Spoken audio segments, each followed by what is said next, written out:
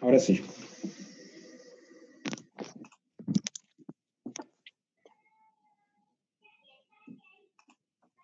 Ya está, aparece la Margarita en pantalla en Facebook. Sí. Bueno, buenas tardes a todos los presentes que se han conectado a esta transmisión.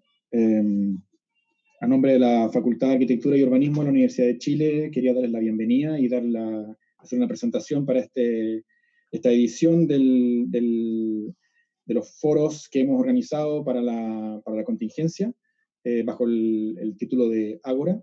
En esta oportunidad vamos a tratar sobre infraestructura hospitalaria en Chile y sus desafíos ante la pandemia del COVID-19. Es un tema que es muy importante dentro del momento que estamos viviendo. Además, se entronca con el diplomado en arquitectura hospitalaria de la Facultad de Arquitectura y Urbanismo, que dirige la profesora Alicia Campos. Así que es muy oportuno tratar este tema con los invitados que tenemos, además, que después la profesora Campos va a presentar. La profesora Alicia Campos va a ser la moderadora de este foro. Ella es académica del Departamento de Arquitectura de la Universidad de Chile. Es doctora en Arquitectura y Patrimonio de la Escuela Técnica Superior de Arquitectura de la Universidad Politécnica de Madrid y es coordinadora académica del Diplomado en Arquitectura Hospitalaria del Departamento de Arquitectura de la Facultad de Arquitectura y Urbanismo de la Universidad de Chile. Los queremos también invitar a que puedan revisar todas las versiones anteriores de los foros y seminarios que se han hecho en esta misma línea, que se pueden revisar en la página de la Facultad de Arquitectura en fau.uchile.cl/agenda, donde están todos programados y además todos quedan guardados, todos estos que estamos ahora en transmisión por Facebook Live, quedan guardados para que después se puedan revisar. Así que eso, sin más, porque lo que interesa es lo que viene ahora. Los dejo con la profesora Alicia Campos, que va a moderar este foro.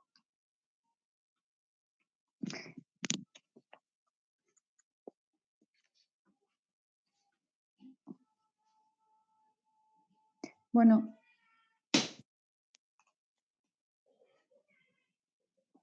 gracias por la presentación, profesor Maximiliano Atria. Bueno, en primer lugar queríamos también agradecer a la Facultad de Arquitectura y Urbanismo de la Universidad de Chile por esta instancia, en la cual justamente en un momento muy crítico sobre arquitectura de la salud, tenemos la excelente oportunidad de conversar con algunos académicos y del diplomado y también especialistas en arquitectura de la salud. Que también voy a pasar a presentar para dar inicio a esta conversación sobre la infraestructura hospitalaria y los desafíos ante la pandemia, ¿no? Nos acompaña en esta ocasión el arquitecto Manuel Bedelés, que él es arquitecto jefe de proyectos de arquitectura hospitalaria, ¿cierto? Con más de 10 años de experiencia en la oficina de Alemparte Barreda Bedelés Besanzón Asociados. También nos va a acompañar Alastair Aguilera, ¿cierto? Que él es arquitecto de la Facultad de Arquitectura y Urbanismo de la Universidad de Chile, docente de la misma universidad, socio y codirector de Sinestesia y coordinador del proyecto Taller de Práctica Zona Cero. Y también nos va a acompañar Margarita Sepúlveda, que es enfermera de cuidados intensivos con una amplia trayectoria, ¿cierto?, en el ejercicio profesional y también en salud ocupacional y en asesoría, ¿cierto?, inicialmente durante más de 10 años en el servicio de salud nacional, ¿cierto? El Ministerio de Salud, pero también en la parte de asesoría a los equipos de arquitectura, la parte clínica, ¿cierto? Y actualmente ella realiza consultorías en este tema de forma independiente. Entonces, ese es el equipo con el cual vamos a iniciar esta conversación ahora. Bueno, sin más, agradecer nuevamente la audiencia y la presencia de nuestros invitados, y le voy a dar la palabra al arquitecto Manuel Vélez para que comience con su participación, ¿no? Gracias, Alicia. Buenas tardes a todos. Voy a mostrar una presentación breve para hablar temas desde lo general a lo particular en cuanto a cómo la infraestructura hospitalaria presenta y se antepone a estos nuevos desafíos que trae ahora la pandemia del COVID, que en algún minuto antes, años antes, también se propusieron cuando veíamos la llegada del ébola, y que vemos que en el futuro probablemente enfrentaremos varias pandemias más. Voy a compartir esta presentación.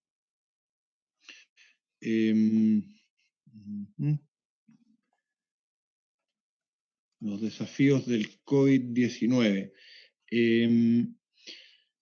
Nosotros los arquitectos vemos esto siempre en un inicio desde un plan maestro, en que tenemos que proponer cómo se ubican las distintas especialidades y los distintos recintos hospitalarios en un hospital, y cómo se accede a estos recintos, que es algo que yo creo que está cambiando el paradigma y está forzando los accesos a los hospitales y por lo tanto los flujos dentro de los hospitales. Hay tres flujos principales que nosotros definimos, que uno es el acceso desde la urgencia. Desde la urgencia nos derivamos en directamente los pabellones o el área de hospitalización. Y por otro lado, un flujo que va hacia distintos procedimientos y imágenes, y junto con imágenes, diagnóstico por medio de laboratorio. Luego hay otro flujo de ingreso, que es la hospitalización, que normalmente ocupa una admisión, y luego el paciente entra en un circuito de preparación, luego ingresa al pabellón, recuperación, por último a la unidad de hospitalización. Y ya en la unidad de hospitalización accede a distintas otras áreas del hospital, que pueden ser los procedimientos, imágenes, para pacientes críticos o para pacientes no críticos. Y por último, las atenciones ambulatorias, dentro de las cuales identificamos las tomas de muestras, las consultas, procedimientos, imágenes. El COVID nos presenta bastantes desafíos, principalmente en cuanto a aislarnos entre las personas para poder acceder sin riesgos a los distintos recintos hospitalarios. Y en este aislamiento entran todos los ciclos del hospital, y no solo entra el paciente o la visita de un hospital, sino que también entra acá el trabajador y cómo protegemos también al trabajador de la salud. Es clave acá en términos de hospitalización para una pandemia como el COVID, los ambientes con presiones negativas o positivas, según sea lo que se requiere, y la generación también de ambientes inmunosuprimidos, en que el aire que respiramos no sea un aire que ya circuló por toda la clínica o hospital, sino que sea un aire que pasó por ciertos filtros antes de ser recirculado. Y continuando con ámbitos del hospital, tenemos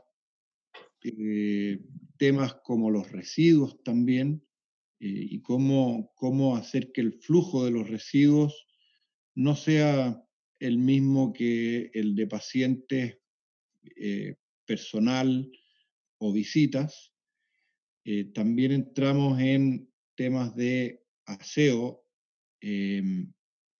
frecuencia de aseo y agentes que se ocupen para hacer el aseo, las materialidades que tengan y que tienen los hospitales, y que vemos que tienen que ser cada vez materiales más resistentes a los agentes químicos que se puedan ocupar para hacer los aseos. Por otro lado, el COVID nos propone mayor uso de la telemedicina, en que no sea necesario presencialmente ir al hospital. Dentro de la telemedicina vemos hasta ahora dos tipos: la telemedicina sincrónica, que es lo que estamos haciendo ahora, digamos, en vivo y en directo, conectados, o la telemedicina asincrónica, en que yo puedo enviar un correo, un mail con la información y luego yo recibo una respuesta. La telemedicina genera un desafío porque prácticamente la telemedicina no tiene requerimientos espaciales. Podemos conectarnos con un médico desde cualquier parte del mundo a cualquier otro lugar donde uno esté. Y por último, para terminar esta área más global, es importante también el tamaño que tendrán en el futuro los hospitales y cómo internamente van a poder tener diferenciación de áreas y diferenciación por complejidad o riesgo, alta complejidad, media complejidad, baja complejidad. Cómo diferenciamos estas áreas, cómo por medio de infraestructura de climatización logramos aislarlas entre ellas, y también cómo con los flujos logramos separarlas. Pasa a ser algo muy importante dentro de un hospital, y creo que en el futuro va a tomar un factor más relevante: el control y prevención de infecciones intrahospitalarias. En cuanto a la arquitectura, ¿cómo aportamos a esto con materiales materiales y terminaciones de fácil limpieza que no puedan alojar virus o agentes que puedan traer problemas a la salud? Por lo tanto, necesitamos materiales y terminaciones que soporten químicos más potentes, más duros. Luego, el COVID nos propone algo que siempre hemos buscado dentro del diseño es tener una flexibilidad dentro de la arquitectura propuesta. Y esto nos propone cómo hacer y cómo lograr que un hospital que tiene cierta capacidad para un uso normal pueda aumentar esta capacidad. Cómo pueda aumentar su cantidad de habitaciones aisladas. Y creo que en el futuro vamos a tener que diseñar grupos de habitaciones y grupos de unidades completas para aislamiento. También, por supuesto, separadas estas áreas o grupos de habitaciones separadas del flujo normal del hospital. Habitaciones críticas, con facilidades para ingreso desde el sector de urgencias, que es donde vemos que hoy por hoy se está produciendo el acceso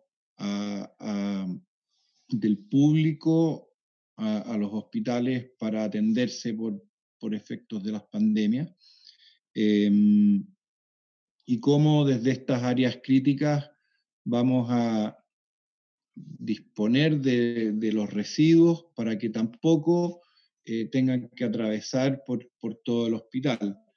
Evitar cruces de flujo va a tomar una relevancia más importante. Y también en términos del personal, cómo el personal está distribuido dentro de esclusas también, que eviten el permanente contacto con los pacientes y que luego del contacto con los pacientes puedan acceder a esclusas especiales para eliminar y sacarse los elementos de protección y vestimenta. Los sectores del personal, las áreas del personal, como estaciones de enfermería, estaciones de trabajo, salas de descanso, salas de lockers. Hoy se plantean áreas grandes para el personal. Creo que esto va a transformarse en que vamos a requerir de áreas menores, lockers por área. Cierta área crítica, la UCI o la UTI va a tener su propia área de lockers y de vestidores de personal. Asimismo, las áreas administrativas no tienen por qué ya estar dentro del hospital y de forma de evitar contacto pueden salir a una infraestructura anexa al hospital. Lo mismo con áreas como cafeterías y casinos, se tendrán que replantear para evitar el contacto y la interacción.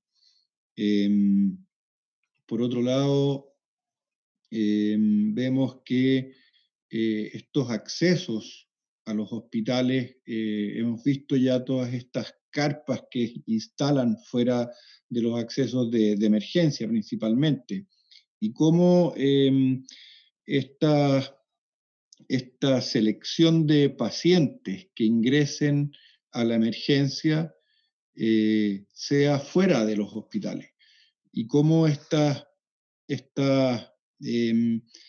infraestructuras temporales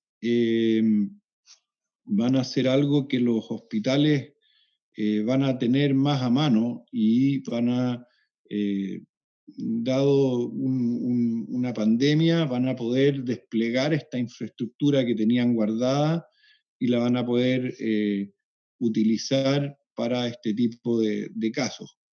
Sin embargo, esta priorización o selección de pacientes creo que va a comenzar a ser algo más importante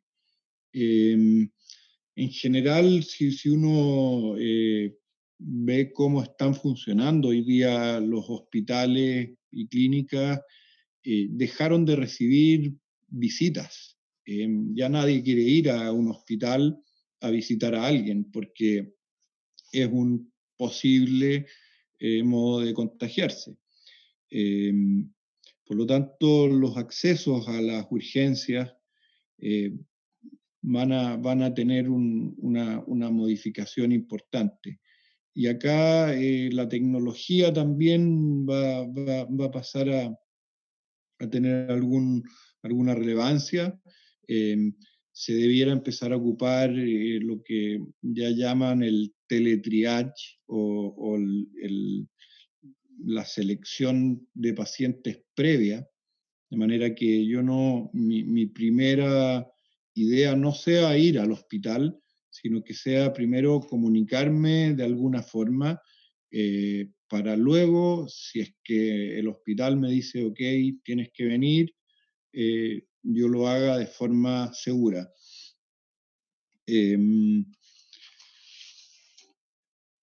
Ahí se me saltó un poco. Luego,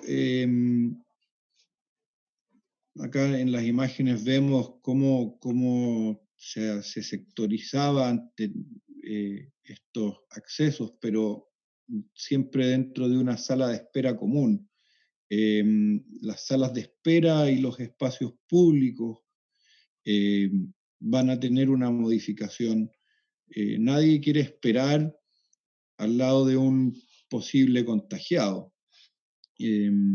Por lo tanto, estas formas de autoingreso que minimicen la interacción con otras personas van a ser más frecuentes, las vamos a ver más. La mayor separación física entre personas y la mejor planificación en los tiempos de espera creo que van a formar también parte importante de cómo van a funcionar en adelante los hospitales y clínicas, de forma de que yo no tenga que estar esperando en una sala con más gente, y la programación va a tener que ser mejor realizada para que yo ingrese directamente. En algunos artículos se hablaba incluso de salas de espera en el auto, y que yo espero en mi auto y cuando ya estoy a tiempo para ingresar, me avisan y recién ahí salgo del auto.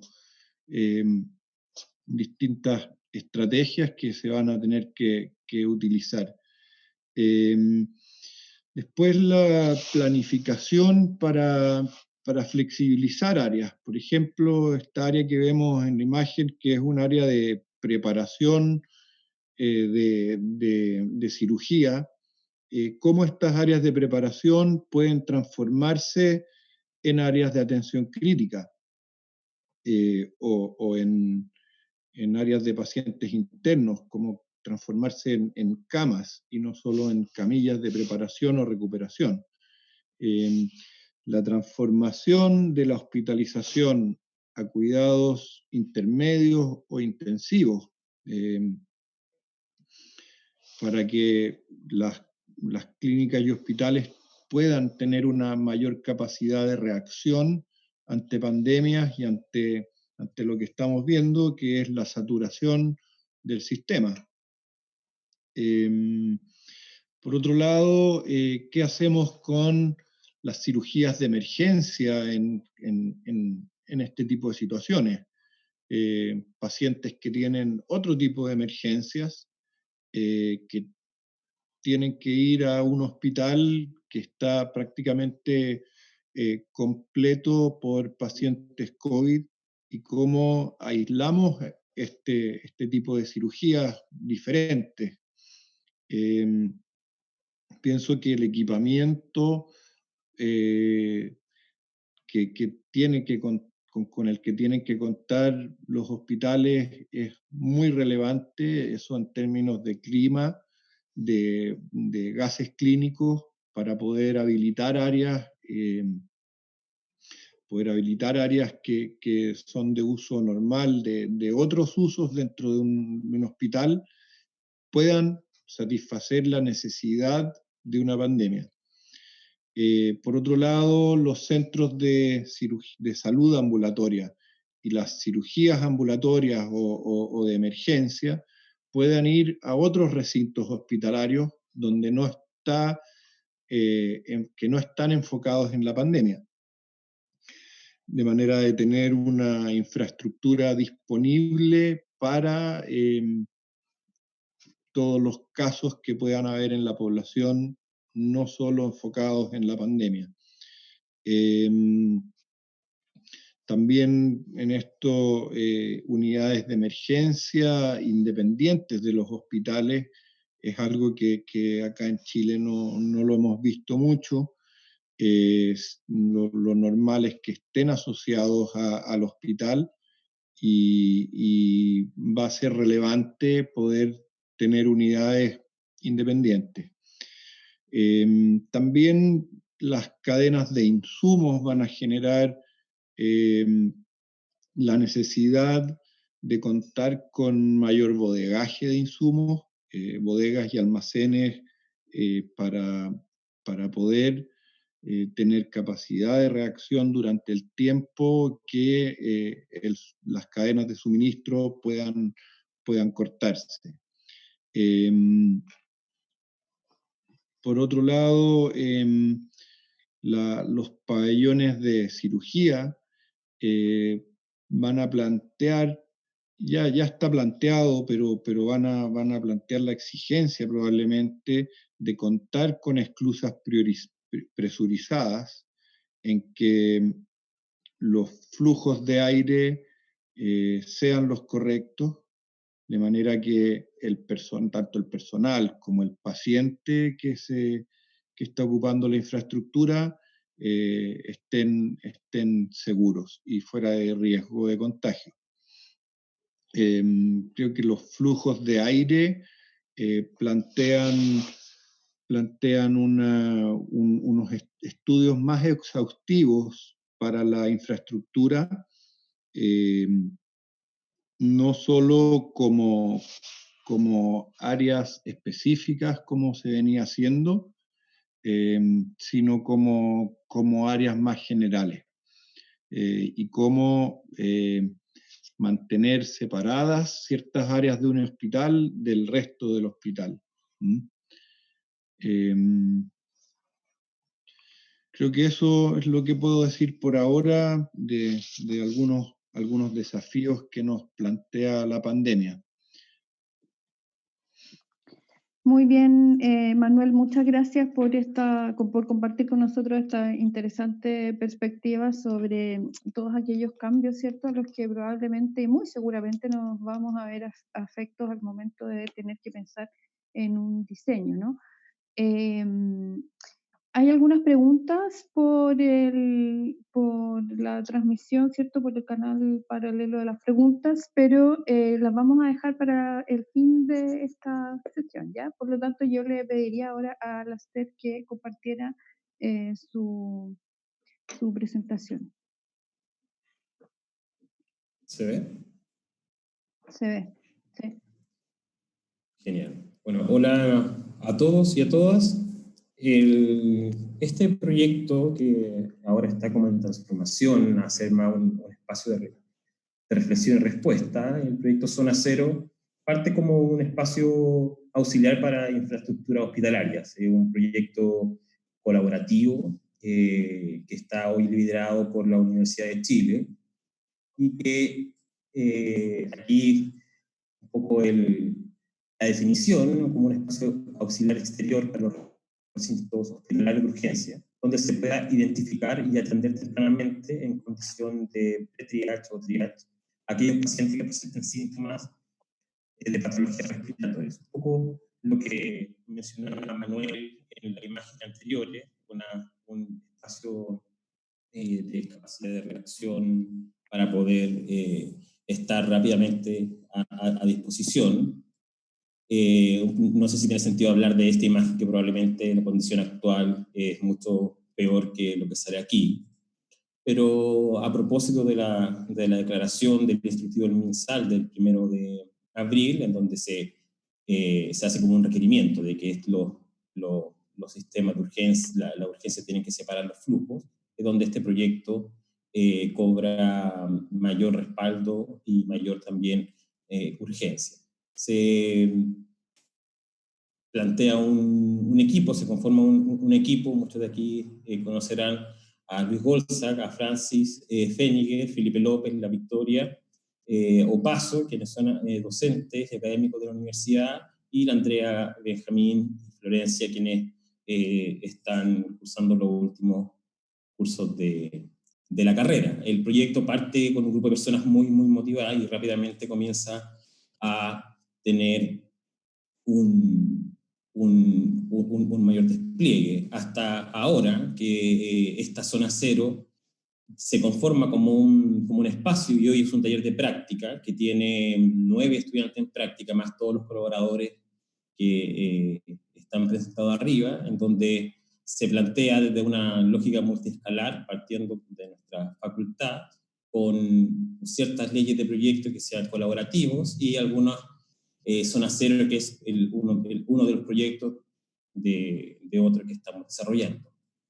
Y en ese sentido, todos los proyectos, y también fuertemente, Zona Cero es un proyecto de colaboración entre el sector público, el sector privado y la academia, jugando rol de argamasa entre los dos sectores. Es un proyecto open source, donde vamos a liberar el proyecto, más los planos de montaje, más el presupuesto, más las especificaciones y todo lo que requiera para que justamente se pueda construir en cualquier parte del país. Y eso es lo que le pedimos al diseño, que estuviese concebido con materiales que estuviesen disponibles en la mayor parte del país, que tuviese una alta factibilidad de montaje por industria, contratista o maestros, maestras, y que sea prefabricada montando, y aquí es lo más urgente y relevante, es que el prototipo en este momento está en fabricación, estamos levantando los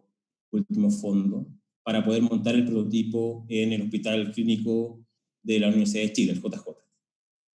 Aquí, ¿quiénes han sido los actores, parte de Sinestesia, la consultora de la cual soy socio y director, donde lo vinculamos rápidamente a la facultad, donde somos docentes y tenemos los mayores vínculos? Entonces la universidad así ha generado o hemos impulsado a que esta colaboración nos ayude desde la Facultad de Ciencias Físicas y Matemáticas, el Hospital Clínico Evidente, la Facultad de Medicina, la ENOC, la Escuela Nocturna de Obreros de la Construcción, quien está dispuesta a construir y montar este prototipo, y sin duda la colaboración del Instituto Chileno del Acero, quienes ha provisto de los materiales más importantes, también Alberto Macchioni, quien nos ha respaldado en la propuesta de cálculo.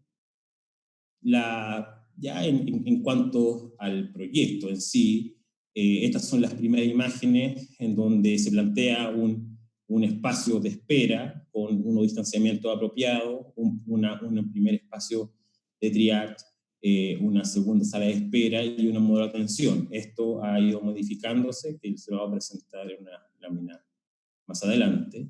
Y la estructura que se plantea es una estructura en acero de bajo espesor, recubierto en frío, en donde se basa en cuatro piezas, que es lo que se ve destacado con rojo, en donde la repetición de estas cuatro forman este marco, y la asociación de ellas, arriostradas por las placas metálicas, que en este caso serían electropintadas, colaboran con la estructura de todo el proyecto. Sin duda, la lógica de diseño y también la concepción del proyecto permite que pueda tener aumento en el estándar, o este estándar mínimo, entendiendo que quienes pudiesen construirlo o donarlo o requerirlo también tienen capacidades distintas. Entonces, es lo que estamos proponiendo en el Hospital Clínico de la Universidad de Chile, es en parte un desde,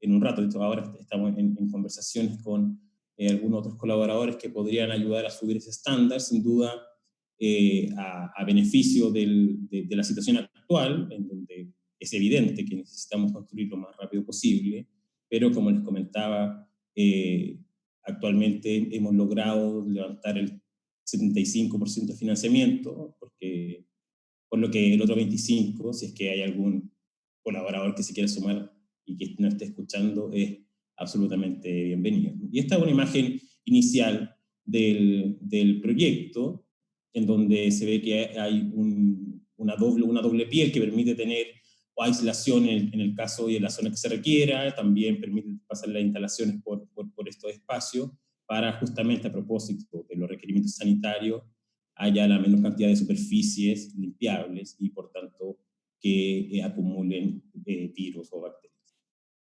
Esta es la planta actual, la que fue aprobada por el IAS del Hospital Clínico, y que desde la primera imagen hasta ahora lo que se clarificó es que a la entrada está el pre-triage, en donde se segrega a las personas si es que son pacientes de respiratorio o no.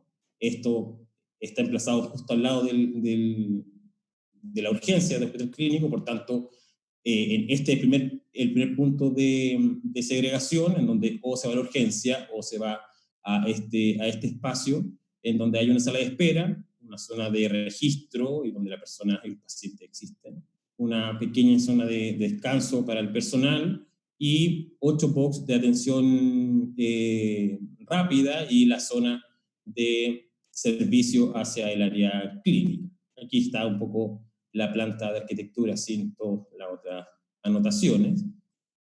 Esta es una elevación de la pieza clave, y aquí el avance de alguna manera al conocimiento o a la propuesta es que estamos ocupando una perfilería que no está hecha para ser una estructura, está hecha para ser una tabiquería, y en ese sentido, gracias al apoyo de nuestros colaboradores, hemos logrado llegar a un cálculo estructural que ha sido satisfactorio para poder construir una nave como esta, conformando con los refuerzos pertinentes, pero de fácil armado y de bajo también costo. El costo actual del módulo hoy está bordeando las 7 UF por metro cuadrado, que es bastante bajo para un recinto de apoyo hospitalario, y que, considerando que es un poco más complejo que una carpa.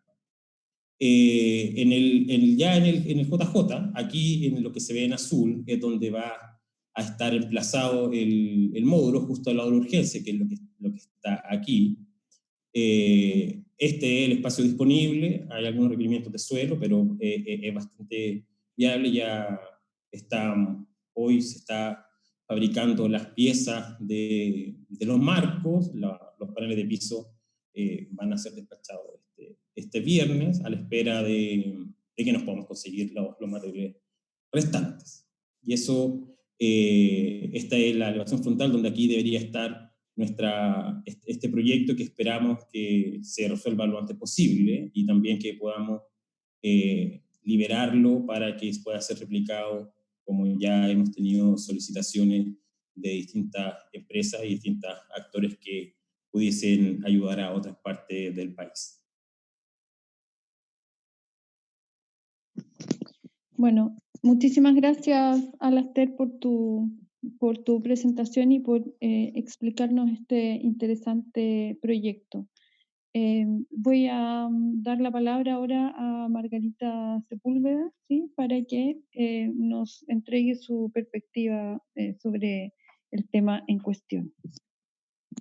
Hola, buenas tardes. Primero, hacer un poco de historia, porque siempre cuando nos enfrentamos a alguna emergencia, la idea es rápidamente actuar, pero creo que tenemos algunos elementos acumulados en la historia para hoy poder hacer frente a esta emergencia desde el punto de vista de infraestructura hospitalaria bastante mejor. El año 77 yo entré al sistema público, a la unidad de cuidados intensivos Barros Luco. Y en esa época la infraestructura hospitalaria era tan deficitaria que para lavar a los enfermos las auxiliares tenían que calentar teteras de agua de 20 litros.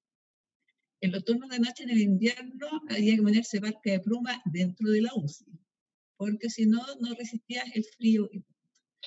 Pero tenían algunas cosas como positivas, como por ejemplo lo que mencionó Manuel, que cada una de las unidades críticas tenía para ser autosuficiente y tenía vestuarios para el personal, duchas para el personal, la sala de reuniones se podía convertir en comedor, había una serie de cosas que estaban. En la atención primaria era dramático, porque la atención primaria, y hasta hace poco, hasta que yo hice docencia del año, no sé, 2000, la atención primaria, todavía existían los casas que se transformaban en consultorios, con recintos absolutamente pequeños, mal iluminados, etcétera, etcétera. Pero esto fue cambiando, se empezó a aumentar la inversión en la salud de los años 90 en adelante, y es así como eso coincide también con la aparición de nuestras famosas pandemias. ¿Ya? En el caso mío, después de trabajar en eso, en salud ocupacional, el año 2005 me llaman al Ministerio de Salud primero para un reemplazo y luego para ser contratada. Y estaba pasando de todo en el Ministerio de Salud. O sea, estaba el primer prototipo de CEFAM en Chile, ¿ya? Estaba una gran inversión para reponer la cantidad de hospitales que habían proyectos, muchos proyectos. Entonces fue una etapa muy interesante, porque en qué basarnos o en qué se basaba todo. Había unas guías desarrolladas de arquitectura que todo el mundo las conoce del año 1997-99. Participó IDG y Rolando Quinlan, la María Gabriela Artigas como enfermera. O sea, había una base para hacer, pero ya el año 2005 estábamos con nuevas tecnologías, con nuevos requerimientos, entonces había una serie de situaciones. Entonces, un poco para contarles que hoy día no estamos tan mal parados para enfrentar los desafíos del COVID-19, ¿ya? Como les decía antes, nosotros tenemos el VIH en la época del 80, que nadie sabía ni cómo se transmitía, y de hecho, el primer paciente VIH que yo tuve en la UCI nunca supe que tenía VIH, lo supe 6 meses después cuando llegó el resultado de fuera de Chile que hablaba de eso. Y después viene una serie de pandemias que lo que tienen en común es que su transmisión es respiratoria, o sea, su transmisión es a través de gotitas. Por lo tanto, ya sabemos que es por contacto y eso ya nos permite tener una serie de elementos para poder poner barreras ante eso. Y por último, nosotros tenemos todos los años nuestra influenza anual con la famosa campaña de invierno, ¿ya? ¿Y eso qué nos dice? Estoy tratando de avanzar, ¿eh? Espera que tengo un tema con avanzar en las... Ahí, ya. ¿Qué nos dice? Que sabemos que todos los años, entre la semana 11 y la semana 37, tenemos en nuestros servicios de urgencia una sobrecarga enorme y tenemos una sobrecarga respiratoria, que es lo que está pasando con el virus de ahora. Entonces, no nos pilla la diferencia está en la cantidad de casos, lo grave de los casos, y obviamente que una pandemia es distinto y es no. Y la gran diferencia es que no hay una vacuna, por lo tanto hay una mortalidad enorme, ¿ya? ¿Y qué empiezan a sonar entonces en todas las bocas de todo el mundo cuando se avisa que viene esta pandemia? Chuta, tenemos que ampliar nuestra capacidad, tenemos que reconvertir camas, reconvertir recintos. ¿Y qué pasa con el hospital, amigo? ¿Qué pasa con las infecciones asociadas a atención en salud? Ya, las infecciones asociadas a atención en salud están absolutamente atentas a estas ampliaciones, a estas reconversiones. ¿Y hacia dónde ampliamos? Ampliamos hacia el interior, ampliamos hacia el exterior, lo hacemos en forma transitoria, lo hacemos en forma permanente. Y creo que eso ya es hora, con todos estos años que tenemos esta campaña de invierno y con todas estas historias de pandemia, ya sería hora de empezar a cuestionarnos y estudiar el tema. En casi todos los proyectos de arquitectura que nosotros revisamos en el Ministerio de Salud, está lo justo y necesario lo que dice el PMA. Entonces, cuando hay visiones futuristas que dicen, oye, la tecnología cambia, ya antes pensábamos solamente en un escáner, ahora en un resonador, después antes pensamos, qué sé yo, solamente en pabellones, ahora hemodinámica. O sea, hay gente que ve el futuro y solicita espacios en el interior para ampliaciones futuras, que también nos pueden servir en casos de pandemia.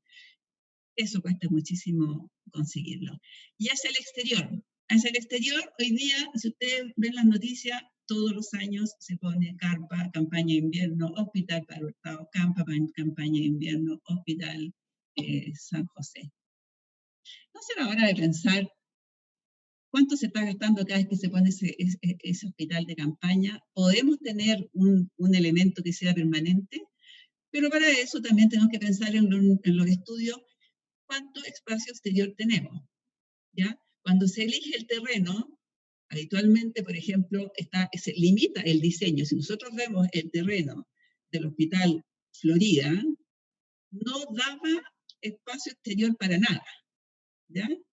En cambio, el Hospital Maipú sí tiene grandes extensiones y da espacio. Entonces, si vamos a crecer hacia afuera y vamos a pensar que a futuro siempre vamos a tener alguna situación que nos haga crecer hacia afuera, pensemos en el espacio exterior, privilegiemos el espacio exterior y vuelvo a lo mismo, transitorio permanentemente. En cuanto a la reconversión, en salud tenemos ya el premio máximo de la reconversión. Si hay terremoto, se reconvierte, si hay campaña de invierno, se reconvierte, o sea, y eso está relativamente solucionado. Y en este caso, que la infección asociada a la atención de salud nos dice, miren, oye, esto se trata de un virus que se transmite a través de la velita y que cae en superficie, o boca a boca, o mucosa a mucosa y superficie. Por lo tanto, estos son los cuidados, es mucho más fácil poder saber los sectores que puedes reconvertir. Ahora, hay también en todos los hospitales o en todos los servicios de salud hay arquitectos y se ven absolutamente tensionados porque también hay mucha creatividad. Hay gente que está pidiendo más de lo que corresponde, gente que pide. Y en eso tenemos que estar informados previamente porque si no, se entra en pánicos y se entra en gastos que son innecesarios, ¿ya? En cuanto al hospital amigo, ¿qué pasó con esta pandemia del COVID-19? No entran visitas, se acabaron las visitas, se cierra, usted entrega a su paciente, chao, y vemos si se lo devolvemos y cuando se lo devolvemos y vamos a hacer todo lo posible por rescatarlo.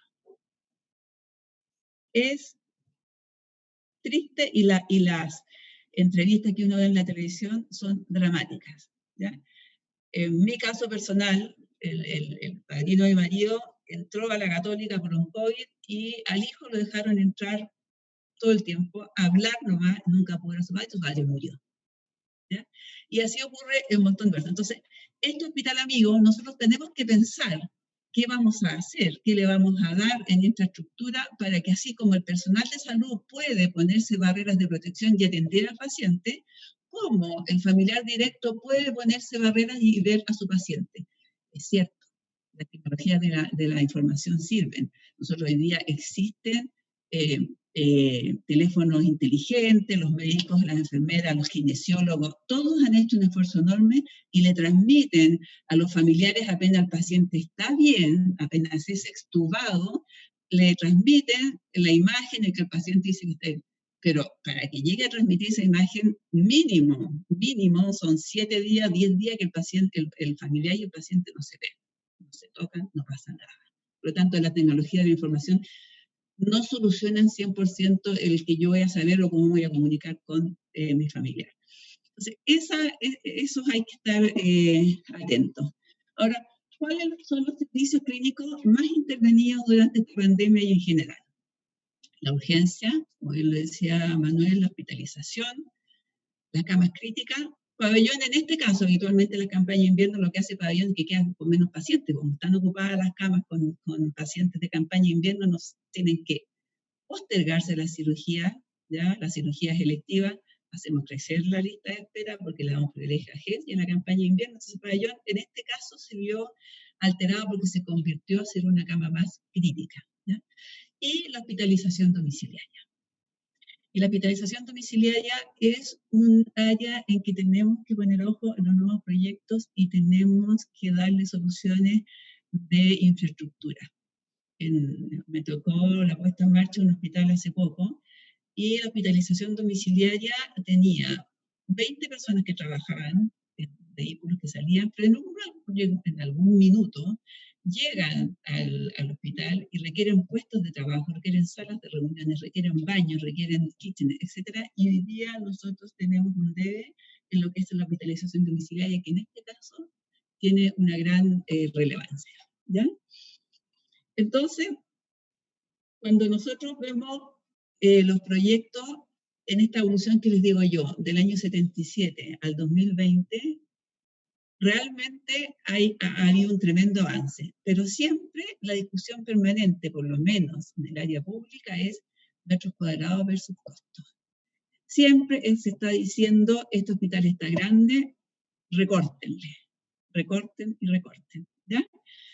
Y nosotros no podemos hacer recorte, o lo otro, lo que siempre se pide, y tampoco nos sirve en una pandemia, que se pide que los proyectos se hagan estándar, ¿ya?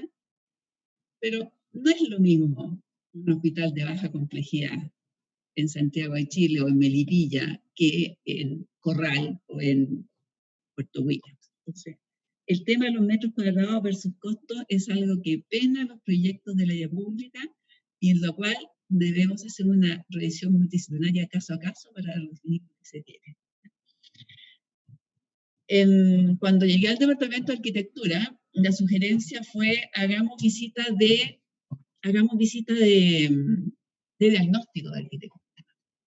Entonces, pero ¿cómo? O sea, vamos al terreno, si vamos al terreno. No, pero conversemos con la gente. ¿Qué tienen hoy y qué podrían cambiar? Y nosotros a la vez tenemos que darle, con nuestra visión que teníamos de país y de mayores proyectos, sugerencias también.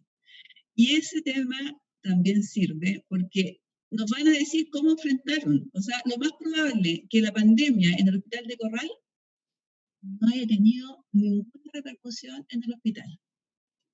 O la pandemia en el hospital de Keile, donde la gente llama por teléfono y dice, ¿está el doctor hoy más tarde? O sea, no llegan a la urgencia, no ocupan internet, nada.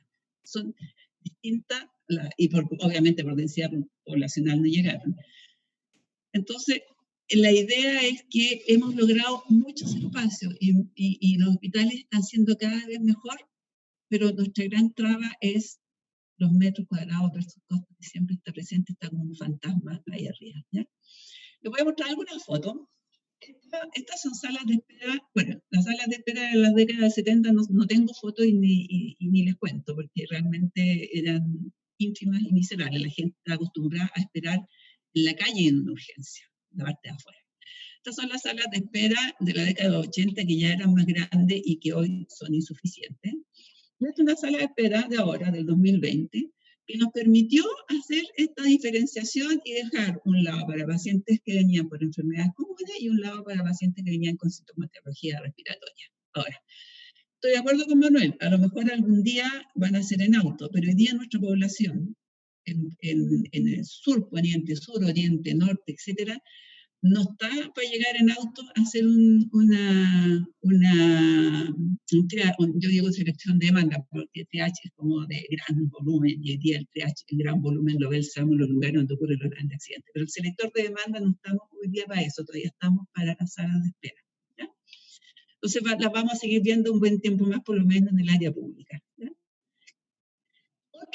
Otra gran aporte que se pudo lograr son las salas de espera secundaria. ¿Qué significa la sala de espera secundaria? Que el paciente fue categorizado y no vuelve a la sala de espera afuera porque ¿qué pasa si vuelve? Las guaguas nacen en el baño, los infartos mueren frente a todo el público. Entonces, esta espera secundaria es ya lo recibimos, está a cargo de nosotros. Al lado derecho está la foto de las salas de espera del Hospital Tisné, que fue uno de los pioneros en esta sala de espera, donde lo tienen por categorización. C4 en un lado, los C2 los C3 en otro lado, ¿ya? Y que están a la vista permanentemente. ¿Y qué pasó con esa sala de espera? Hoy día fueron fundamentales para poder tener a los pacientes separados, los que tengan posibles COVID. Y fueron de muchísima utilidad, ¿ya? ¿Qué tenemos pendiente? Ustedes han visto en la televisión que las ambulancias están esperando con pacientes horas, 14 horas, 16 horas. El Hospital Salvador tiene una pantalla afuera, ustedes pueden ir a verla, donde está el tipo de paciente y en qué parte de si están vistos médicos por cirugía general, por cirujano, etc. Y salen las horas de espera. En el Hospital Salvador hay promedio 14, 18, 24 horas de esperas en estas esperas de pacientes trasladados en ambulancia. Y nosotros en todos los PMA tenemos salas de espera de adultos, de niños y de ginecobstétrico, y no tenemos la sala de espera de pacientes trasladados en ambulancia. Y como no existe, ¿y por qué no existe? Porque no tiene una producción calculada en el estudio preinversional. Entonces, como no existe en el estudio preinversional porque no hay una producción calculada, tenemos este grave problema que no es de hoy día, no es del COVID. Este problema es de todos los días del año en los hospitales. Por lo tanto, entonces, la otra invitación es que nosotros, cuando estemos trabajando un proyecto, veamos el proceso entero. Conversemos con la gente en salud. ¿Cómo llega? ¿Dónde llega? ¿Cómo pasa? ¿Cuál es el ciclo que recorre el paciente? ¿Por qué estas salas de espera de ambulancia que no existen? Es porque se hacen los estudios y los proyectos sin ver el proceso entero. Esto no es nuevo. Después tenemos la sala de tratamiento respiratorio. A este lado, al lado izquierdo, la sala de tratamiento respiratorio de un hospital de la zona sur del país no solo tiene, o sea, primero tiene pocas instalaciones, pero segundo, como hay tal falta de espacio, ¿ya? Este hospital se le pone hospital de campaña y hoy día tiene un hospital de campaña afuera. En esta sala de tratamiento respiratorio hay enfermedades comunes. Hay una señora esperando que la operaran de la vesícula 48 horas. Hay otra señora que había tenido un accidente vascular leve, que está esperando el resultado del escáner 24 horas, etc. ¿Qué tenemos hoy día en nuestra, qué se ha conseguido? Tenemos estos espacios. Este también es un hospital público. Y es un hospital público del año 2020. O sea, nosotros estos espacios no se pueden transar. ¿Cuánto cuestan? Y si ustedes ven, y si ustedes se van a los modelos en general, o sea, el modelo ESI, el último modelo ESI implantado por el Ministerio de Salud para los hospitales, habla de voz de atención y habla de sala de observación que es muy breve. Pero todos estos otros espacios que ya están ganados, tenemos que reconsiderarlos. ¿Qué le pasa a las UCI? Esta UCI es una UCI de los años 90. El arquitecto que está ahí es amigo. La estación de enfermería es miserable en cuanto a puestos de trabajo y está absolutamente pegada con un pasillo que no da abasto a las salas de atención del paciente. Salir con ese paciente con 10 bombas de infusión, con un ventilador mecánico de transporte, con el monitor, o sea, se lo encargo porque es increíble. Entonces nosotros no podemos transar en estos espacios. No puede, y cuando nosotros vemos ahora con el COVID-19, donde hay aumento de personal, aumento de camas que van a converger en esta misma estación de enfermería, si ya era pobre antes, triste es lo que puede pasar hoy día en esa UCI en Santiago de Chile, en la zona norte de Santiago. Esta UCI es una UCI del norte de Chile, ¿ya? Año 2010, más o menos. ¿Ya? Y ustedes ven espaciosa, iluminada, los pacientes tienen conexión con el día y la noche, maravilloso. La otra reconversión de recinto, porque siempre pensamos en reconversión en cama, en más cama, menos cama, pero también vamos a reconvertir recintos de apoyo. Por ejemplo, aquí tenemos un baño paciente en una UCI que ha sido súper cuestionado, que por qué el paciente de UCI va a tener baño paciente si el paciente UCI está en la cama. Bueno, el paciente de UCI en la cama, antes de irse, muchas veces, estamos cada mucho tiempo y tiene problemas de baño, y ahí tenemos el baño y hoy día, afortunadamente, sirve para reconvertirlo. Esta es una sala de la bachata que quedó convertida también en sala de vestuario y de elementos de protección de personal del personal. El otro tema en cuestión, la hospitalización. En la época mía, las salas de medicina del Hospital Barro Luco Trudó eran salas de 48 camas, que se iban dividiendo con unos medios tabiques cada 8. ¿Ya? El Hospital Salvador de Santiago de Chile hoy día todavía tiene camas de 15, 14 camas, de 10 camas, o sea, son, perdón, salas enormes. Y los nuevos modelos vienen con una cama, 2 camas y 3 camas, y aparece nuevamente el fantasma de la cuarta cama. Y el fantasma de la cuarta cama es decisión, o sea, se ha demostrado que por un tema de metros cuadrados, por un tema de privacidad, es mejor máximo 3 camas. Y en el caso de la pandemia, ¿qué es mejor? ¿Cómo podemos mejor hacer un aislamiento? En un espacio común de 4, en un espacio común de 2, de 3, de 1. Ojalá tengamos estudios de la cantidad de contagio que hubo, la cantidad de pacientes que se agravó por sobreinfección adentro. O sea, ojalá tengamos estudios que nos digan y nos amparen para poder definir el número de camas a futuro. ¿Ya? Considerar recintos de apoyo para el personal. Lo que conversaba antes Manuel también y que le encuentro toda la razón, es nosotros en alguna época todos los servicios críticos tenían su vestuario, sus baños, sus duchas, todo. Y eso se retiró porque era mejor centralizado y así se controlaba que la gente se cambiara de ropa, se controlaba, no sé qué se controlaba, pero se tendió a eso. Hoy día esta experiencia nos dice la gente tiene que bañarse antes de salir de la unidad, por lo tanto habría que reconsiderarlo. Y también tenemos que reconsiderar recintos para que familiares puedan colocarse barreras de protección y acompañar. Si entra a la televisión a hacer reportaje, ¿cómo no va a poder entrar un familiar a ver a su paciente? En serio, o sea, Hospital Amigo, ¿dónde queda ahí? Hoy día en televisión dicen que van a dejar entrar al familiar cercano de un niño pediátrico contagiado 2 veces a la semana. Oye, dile tú a ese niño, ¿cómo le explicas que va a estar en un ambiente que es absolutamente hostil para él, o amenazante por último, que no tiene que estar con la mamá durante no sé cuánto tiempo que esté hospitalizado? Entonces, pendiente también los recintos para que los familiares puedan colocarse estas barreras, ¿ya? Y lo otro pendiente, y no es de ahora y de siempre, es la evaluación y seguimiento. Nosotros tenemos una gran experiencia y se han construido muchísimos hospitales en Chile, ¿ya? Se supone que la ley nos obliga a hacer una evaluación ex post, que yo no he visto ni una sola. Por lo tanto, nosotros debemos hacer evaluación y seguimiento.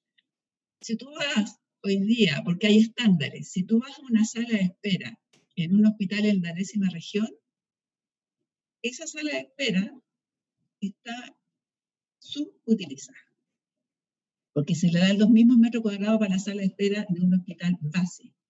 Y el hospital base, la sala de espera está saturada. Cada uno de los recintos requiere de un análisis de acuerdo a la situación local.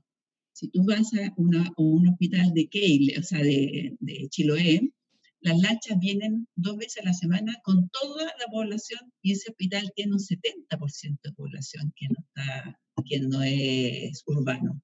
Entonces, cada 2 veces a la semana ese hospital se satura y después no. Esas cosas son las que tenemos que ver en cada uno de los proyectos, analizar en cada uno de los estudios que hacemos. Ahora, creo que nosotros tenemos una herramienta desde hace mucho tiempo y que hasta el año 2018 solamente un 30 y tanto % de los hospitales en Chile la habían aplicado. Creo que se hace necesario con este COVID que lo volvamos a hacer, o sea, que lo retomemos y lo retomemos bien. Y ese es el índice de seguridad hospitalaria, que es un índice que se creó por la gente, los profesionales de la OPS, y en 2005 Chile firmó un convenio, y del 2005 al 2010 durmió en alguna parte esa firma, y cuando fue el terremoto en 2010, la OPS tuvo apoyo enorme a Chile, y entre eso volvió con profesionales y nos capacitamos mucho en lo que era la aplicación de este índice. Y este índice hace una evaluación estructural, no estructural y de gestión, que es de funcionalidad, ¿ya? Y una vez que se hace un diagnóstico y se elaboran planes de mejora. Y en ese diagnóstico tú pones todas las amenazas. O sea, ahí las pandemias, hoy día, si tú ves algún índice, claro, hablan de epidemia y pandemia como algo súper lejano. Hoy día va a tener que incorporarlo. Y ese índice de seguridad cómo actúa, cómo ve los tres ítems, influye mucho en el tema de arquitectura. Ahora, ¿qué nos dice ese índice? Que se debe asegurar que el hospital funcionará independiente de la emergencia o desastre.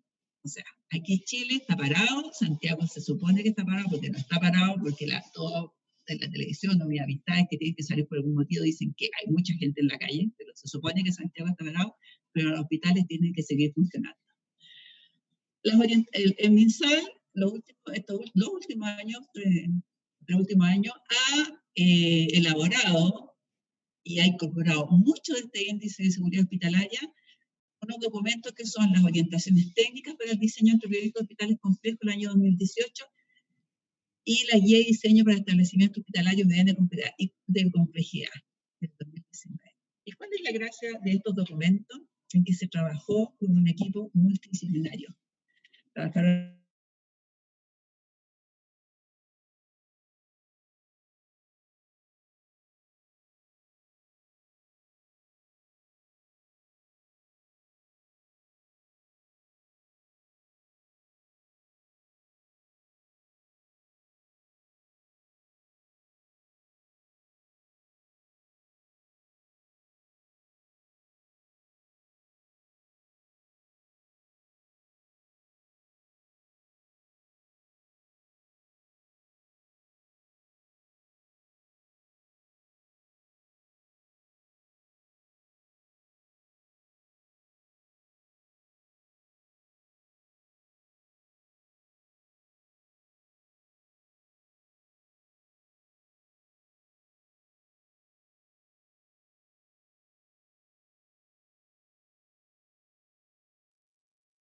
Vamos a pedir a Margarita que vuelva a ingresar, por favor.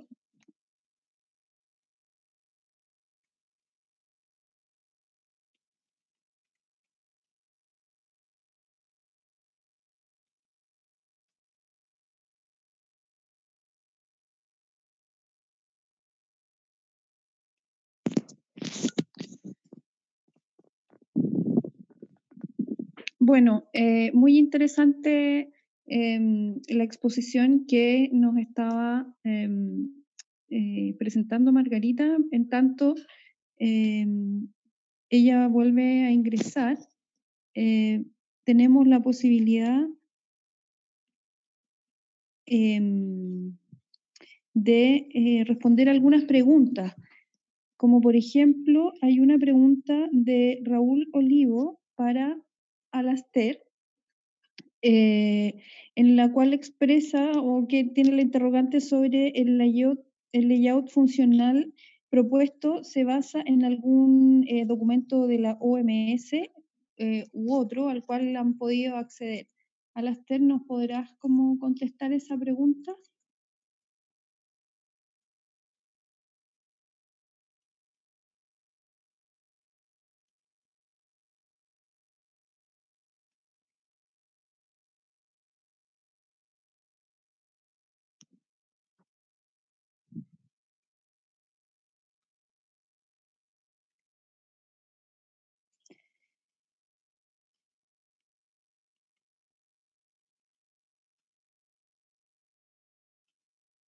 Bueno, también tenemos una pregunta inicialmente, ¿cierto? De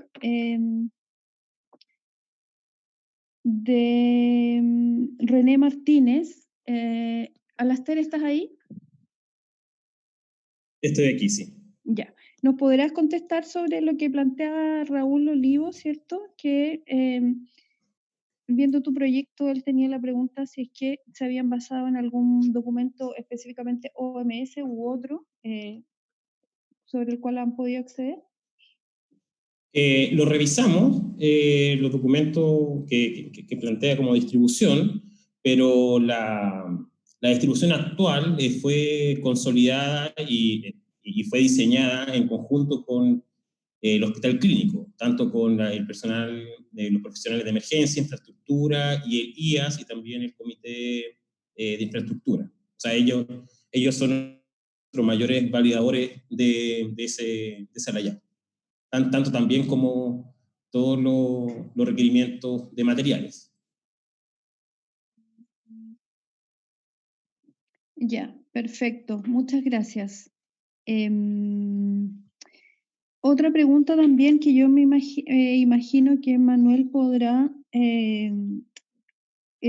comentarnos también tiene que ver con algo que ya se trató, pero tal vez sería buena idea profundizar un poco, que sobre la escala, ¿cierto? René Martínez nos pregunta sobre la relevancia, ¿cierto?, de discutir el tema de la escala en los hospitales,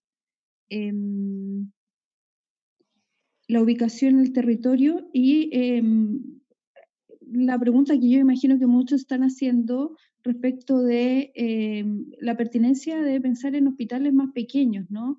Considerando que hoy día en Santiago, ¿cierto?, se han pensado hospitales de 900 camas, con un número muy alto de también camas de cuidados intensivos, etc.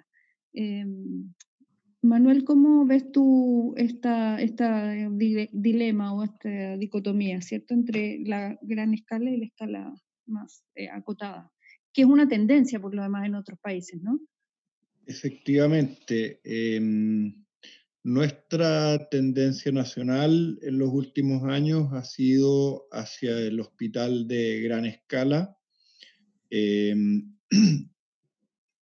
complementado con servicios de menor escala.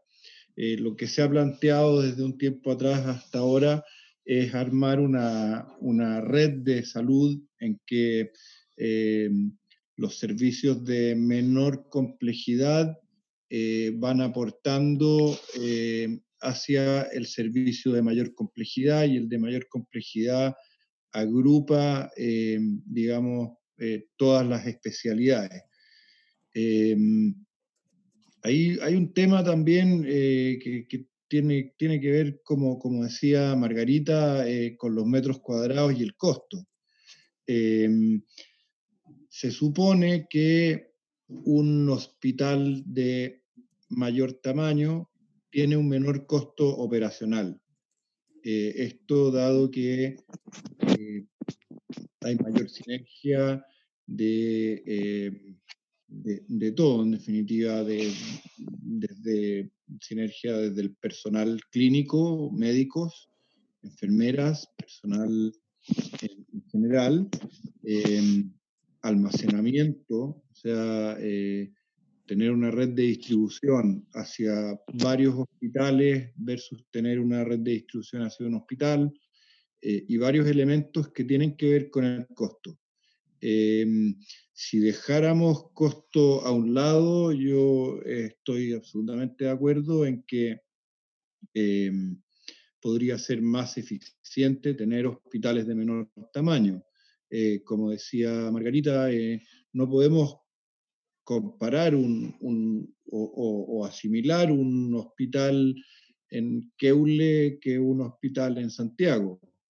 Y creo que eso tiene que ver con las escalas que se adopten para cada sector, dada la densidad que tenemos en Santiago y el índice de déficit de camas que tenemos por habitante, nos lleva a plantear hospitales de mayor tamaño y así de menor tamaño en áreas menos densas. Creo que eso es una relación que debe ser tomada en cuenta absolutamente para poder cumplir con los requerimientos de la población.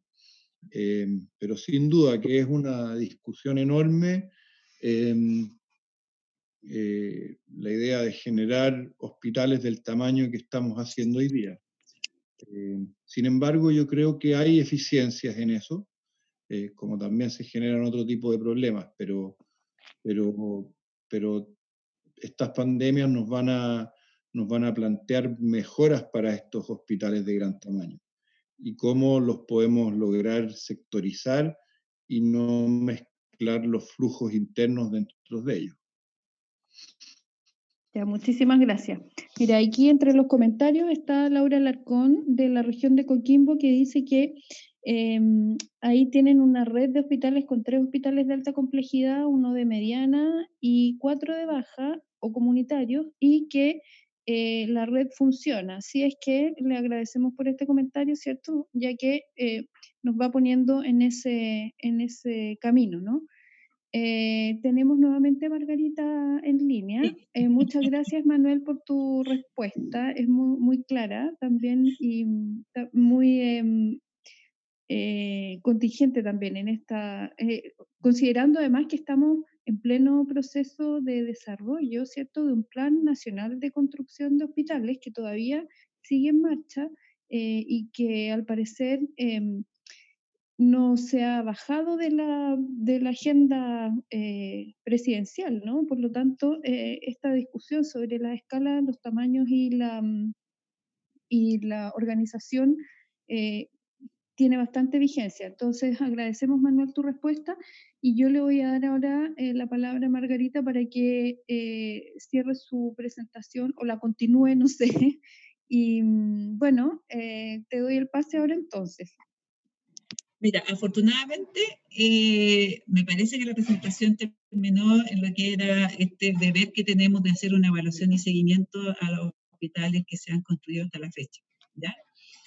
Y esa es la invitación, porque pandemia vamos a tener hospitales que efectivamente han mejorado notablemente su calidad en cuanto a espacio, en cuanto a construcción, etcétera, también es cierto, pero también estamos al debe en alguna, ya en la cancha chica, cuando ya estamos viendo los recintos y las relaciones funcionales, todavía estamos al debe a eso.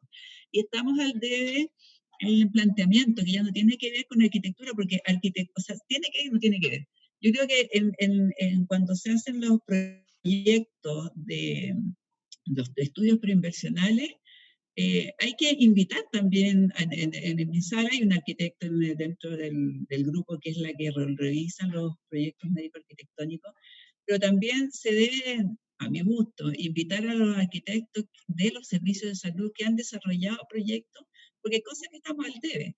Ahora, en Santiago, para mi gusto, cuando apareció esta pandemia y veo que la clínica alemana inmediatamente hace su urgencia respiratoria, después la sigue la INDICE, supongo que la siguieron más, la alemana porque me tocó ahí, te das cuenta que tú te preguntas, bueno, pero si el sistema público en los modelos de gestión no la contempla, ¿no será hora de que en algunos hospitales dentro del modelo de gestión esté la urgencia respiratoria ya como tal instalada?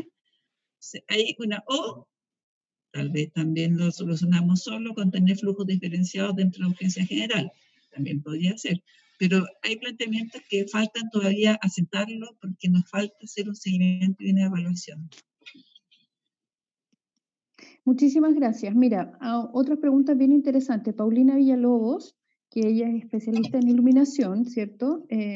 Nos pregunta, en primer lugar, felicita por lo interesante de la presentación y pregunta por los niveles de iluminación o encandilamiento y temas como temperatura, color, las zonas de recuperación y el control de las emisiones de frecuencias azules.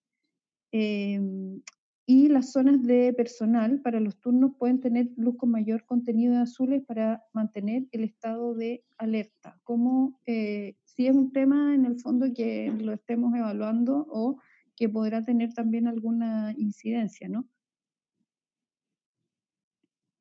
Manuel, ¿quieres responder tú o respondo yo? Yo puedo partir y luego continúas tú. Por supuesto que la iluminación tiene una incidencia súper importante. Margarita lo esbozó en algún punto de su presentación, en que hablaba de que el paciente debe tener la noción de que cuándo es día y cuándo es noche. Es algo que mantiene la salud mental del paciente en orden y mantiene su funcionamiento ordenado. Dentro del tema ya iluminación artificial, hay parámetros específicos de lúmenes y de lux para áreas hospitalarias. Y acá es bien importante, mezclando la iluminación artificial con la luz natural, porque claro, de noche no puede estar completamente oscura una sala de atención, menos en áreas críticas. Por lo tanto, es importante cómo la iluminación puede ser flexible y cambiante respecto a la necesidad, y evitar asuntos como, por ejemplo, ponerle un foco de luz al paciente justo encima de la cabeza, tenerlo encandilado todo el día prácticamente. Creo que sí, la iluminación es súper relevante y hay parámetros y exigencias para recintos hospitalarios que están normados. Por lo tanto, se puede buscar esa información. Sí, lo que tú decías es cierto, ustedes tienen normado y está en el número de lux que tienen que haber por el tipo de recinto, si es procedimiento, si es pabellón, si etcétera. Pero el tema del paciente crítico en especial, tenemos que tener la opción de regular, porque no todos los pacientes tienen la misma patología. Si tú pones en una habitación iluminada un paciente con fotofobia, o sea, en el caso, ya, tétano, le desencadenas una serie de contracciones espantosas si lo tienes en una habitación iluminada. Ese mismo paciente en la noche necesita tener la sensación de que está descansando y están los monitores que te van a alertar si el paciente tiene algún problema, están las alarmas, está todo. Por lo tanto, tú también puedes bajar en una unidad paciente crítico y ojalá puedas hacer un uso de una iluminación nocturna totalmente diferenciada. En cuanto al personal, claro, el personal tiene que estar alerta, pero cuando tú estás en una situación de estrés, aunque no tengas nada de luz, vas a estar alerta. Se privilegia, obviamente, que las zonas de personal tengan medio iluminación para estar alerta y esa cosa, pero nada es blanco y negro. Lo bueno es que, por lo menos, ya está normado el tipo de luz máxima que debería haber, o la óptima. Lo que sí a nosotros nos falta en los proyectos es ver la alternativa B, en la cual tú puedas manejar esas luces y que no tengas el tremendo foco en la cabeza, ni el paciente ni el personal todo el día. Ya, muchísimas gracias. También Laura Alarcón nos pregunta por qué opinan sobre espacios de atención en SOME, donde los mesones están diseñados para la cercanía con el paciente y ahora hay que ponerles unas especies de elementos de protección, ¿no? ¿Irán a cambiar estos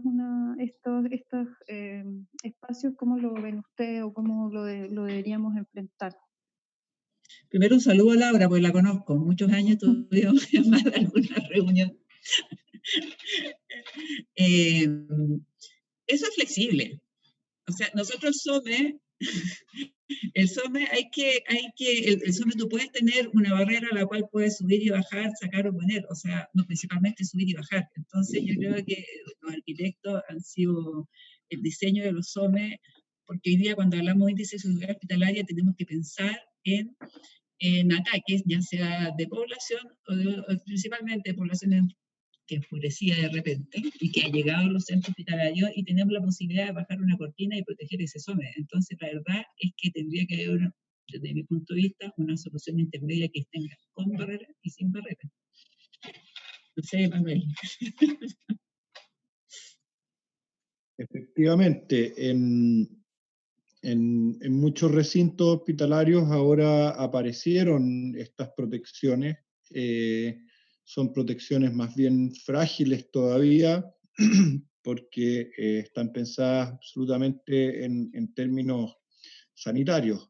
Pero efectivamente creo que tiene que existir una seguridad, llamémosle un elemento de seguridad social, además de un elemento de seguridad sanitario.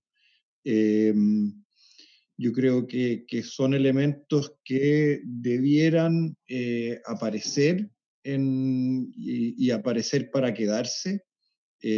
Como dice Margarita, pueden ser unas cortinas que puedan bajarse dado el momento o subirse. Pero claro, estamos hablando de atención de salud y no de un banco, ¿no es cierto? Y uno necesita un poco cuando uno se siente mal, necesita un poco de interacción con una persona a la cual poder explicarle de cara a cara y oírse bien para que puedan determinar cómo estoy en una primera mirada. Pero efectivamente creo que sí va a ser necesario y que estos elementos de alguna forma están llegando para quedarse. Mira, dentro del SOME hay distintas funciones, ¿ya? Y hay información que tú tienes que tener privada y hay información que es pública, ¿ya? O que no interesa. Entonces, efectivamente, si nosotros vamos a tener que, frente a una pandemia o frente al vandalismo, poner barreras, como está ocurriendo, que incluso tú, Manuel, dices, no como los bancos, nosotros hoy día vemos CEFAM que tienen las farmacias, ya están con el sistema de banco, con el micrófono y escuchando porque han recibido agresiones o han tenido intentos de hacer. Entonces, el SOME, lo importante es que se entienda en el proyecto médico arquitectónico que hay algunas encuestas, por ejemplo, de lo que tiene que ver con derivación de un hospital a otro, o lo que tiene que ver GES, que tú no puedes hacer esa entrevista en la ventanilla. La ventanilla tiene por qué enterarse toda la sala de espera que tú estás sacando ahora porque tuviste un cáncer en alguna parte, o porque te están derivando porque tienes esto otro. Entonces, el SOME tiene que pensar en que tienen que haber oficinas de atención a público en forma privada. Y eso lo estamos promulgando hace rato, que tiene que estar en el PMA. Eso. Efectivamente, creo que aquí volvemos un poco al tema de la selección de pacientes, del triage o la priorización de pacientes. Y claro, eso por privacidad y por mejor control también debiera ser efectivamente en un recinto privado. Muchísimas gracias. Yo voy a seguir con otra pregunta muy interesante que me llegó de Daniela Vázquez, ¿cierto? Que ella es arquitecta, está trabajando en el tema del Hospital de Chillán, que fue parte de nuestro diplomado, Margarita, no sé si tú la recuerdas, pero ella nos consulta para el Hospital de Chillán, nos cuenta que había una idea inicial de incorporar las salas de espera, urgencias y otras esperas CAE, tomas de gases clínicos, con el objetivo de transformar estos grandes espacios en pequeñas áreas de atención individualizada, siguiendo una buena o mala idea, pregunta por qué, pensando en la transformación de recintos. Y ese es un tema que es bien interesante, que yo me acuerdo que en el diplomado siempre se conversa la posibilidad de la flexibilidad, ¿cierto? Como la arquitectura al parecer que tiende a llevarnos a esta idea de flexibilidad y como de poder reagrupar los espacios. ¿Cómo lo ven? O sea, de hecho, en los prototipos de los SAR, por ejemplo, que son los centros de atención primaria de urgencia de alta complejidad, a ese nivel incluso también se pensaron las salas de espera secundaria con tomas de oxígeno, cómo poder ampliar la capacidad de atención a pacientes que lo requieran. Entonces, dentro del índice de seguridad hospitalaria, cuando uno evalúa los recintos, efectivamente se agradecen. Si tú tienes un box, por ejemplo, en urgencia, el box de diagnóstico, que es el más básico, el que preguntan cómo está usted, qué tiene, y que después los pacientes C4 después se van o pasan, hasta esos box tienen hoy día red de gases y oxígeno porque es necesario si estamos pensando en una ampliación de capacidades. De hecho, las salas de espera de los hospitales de alta complejidad hoy día se están dejando tomas de gases tapadas, de que en algún momento tengan que utilizarse y ser abiertas. Bueno, muchísimas gracias. ¿Algún comentario, Manuel?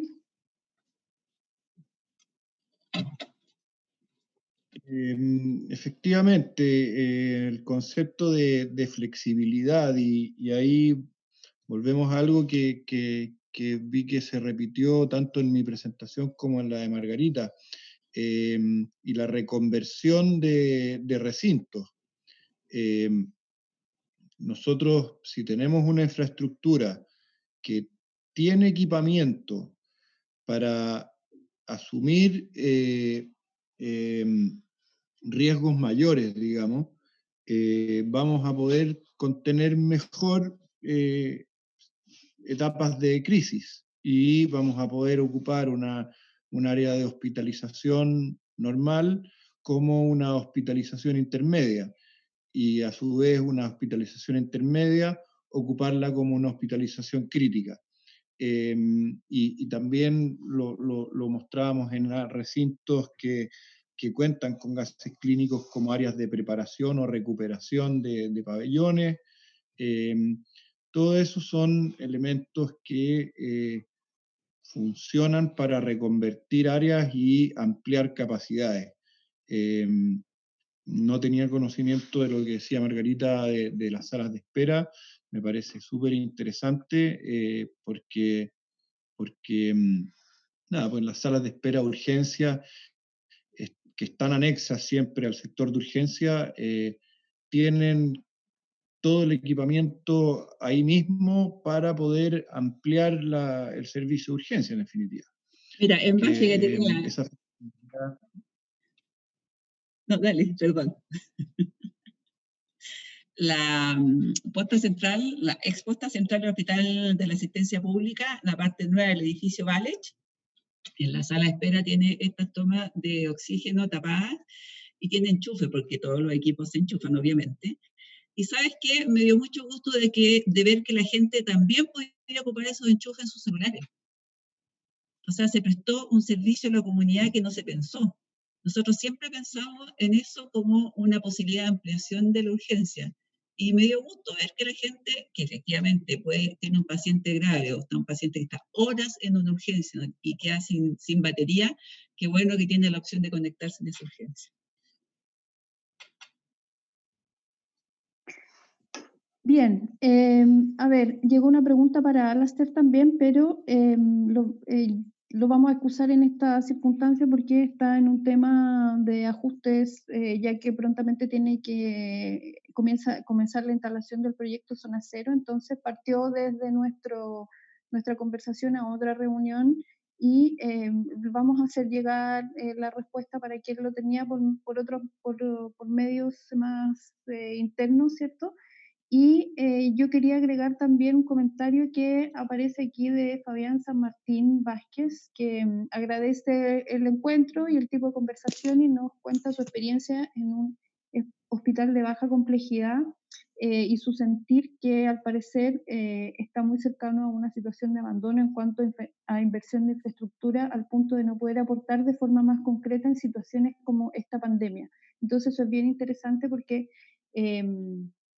efectivamente, nuevamente se toca el tema, ¿cierto?, de cómo los hospitales de alta complejidad, ¿cierto?, se conectan, ¿cierto?, en una relación más sinérgica con los hospitales de mediana complejidad y cómo estos también, con esta idea de flexibilidad, también podrían aportar desde ciertos aspectos a una situación tan compleja como la que estamos viviendo, ¿no?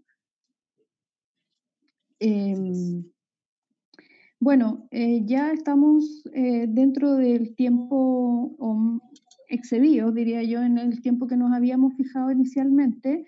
Yo quisiera ofrecerle por última vez la palabra a nuestros invitados para que cierren su presentación y posteriormente ya dar la finalización a este encuentro que nos ha parecido de lo más apropiado a los tiempos que estamos viviendo, ¿no? Y las complejidades de estos días recientes.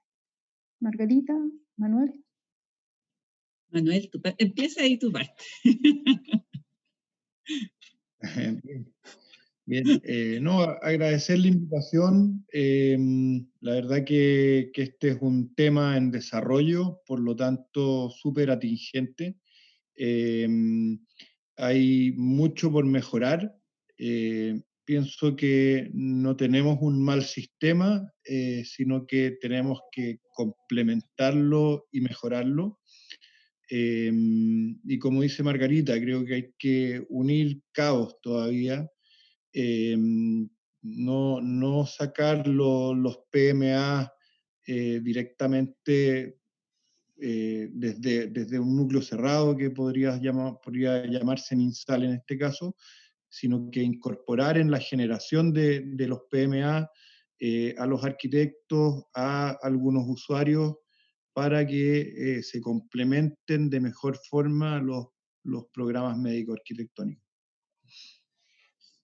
Y yo solamente me gustaría agregar, que lo dije al principio así como a la rápida, pero creo que merece darle un tiempo, es al gran aporte que tiene la atención primaria en esta pandemia, ¿ya? Y en general, ya les dije, la influenza anual, el 50%, no, el 45% es atendido en atención primaria y el 55% en hospitales. Entonces, el aporte que puedan hacer los hospitales de baja complejidad que tienen incorporada la atención primaria y la atención primaria misma, creo que es una discusión que es tiempo de hacerla. Por una parte se pide que la atención primaria se haga cargo de las urgencias que son menos leves, pero no tiene resolutividad. Y por otra parte también se pide que la atención primaria no se hospitalice, entre comillas. Entonces, lo estamos dejando bien sin herramientas. La evaluación que tuvieron los servicios de urgencia de atención primaria de alta resolución, los SAR, ha sido buenísima, pero ha sido buenísima de boca en boca. Entonces creo que deberíamos ser un poco más serios en las evaluaciones y cuantificar cuáles han sido los aportes y cómo descongestionaron los hospitales, no solo en un momento de pandemia, no solo en campaña de invierno, sino que en general. Creo que es un llamado a las autoridades y muchos arquitectos están metidos a niveles de resolución, a niveles de determinación, ya sea en recursos físicos, ya sea principalmente con jefes de recursos físicos, que tienen la posibilidad entonces de traer ese tema. En los hospitales se está trabajando, se sigue trabajando, siempre se le da la gran atención. La atención primaria está entrampada en un modelo y a la vez y tiene menos recursos. Y creo que hoy día se demostró y se está demostrando que todo lo que ha hecho la atención primaria, especialmente en las ciudades que son con mucha población como Santiago de Chile, están trabajando 12 horas o más, están atendiendo gran población enferma, tienen la posibilidad de dar datos para aislar. Han tenido que, contaba el alcalde que en Puente Alto tienen 100 camas en CEFAM. La directora de un hospital, de un CEFAM de Los Valledor también nos contó cómo lo angustiada que estaba porque tenía pacientes que no eran recibidos y no podía devolverlos hacia su casa porque en su casa iba a contaminar a 10 más. Entonces, eso me gustaría que era pendiente porque en el área hospitalaria estamos desarrollando, estamos siempre moviendo, estamos siempre queriendo perfeccionarlo y la atención primaria tiene hitos así como cada década. Y pido a las autoridades que vean el rol que cumplió en esta oportunidad y en las campañas de invierno para poder ayudar. Eso. Muy bien, muchísimas gracias. Yo quisiera transmitir a Margarita, a Manuel y a Alastair también, y así como al equipo interno de la Facultad de Arquitectura que ha posibilitado esta conexión, los agradecimientos y felicitaciones que nos han mandado a través del Mundo FAU, ¿cierto? Que es el sitio por Facebook, y esperamos que podamos contar nuevamente con una discusión de este tipo, ya que la facultad cuenta con este programa que se llama Diplomado en Arquitectura Hospitalaria, que se está impartiendo desde el 2017. Y dada la contingencia, yo creo, inicialmente se había pensado que podía en algún minuto impartirse presencialmente, pero yo creo que lo vamos a tener que pensar en línea, ¿cierto? Porque, bueno, es una discusión, pero aprovecho de anunciarlo. Es muy probable que tengamos que salir con el diplomado en línea, ¿no? Entonces, para que lo vean. Y bueno, nuevamente agradecer y esperar que podamos tener una conversación de este nivel de interés para prontamente aquí en la facultad, ¿cierto? Gracias por la invitación. Y saludos a todos los conocidos. Muchas gracias, que bien. estén bien. Muy bien.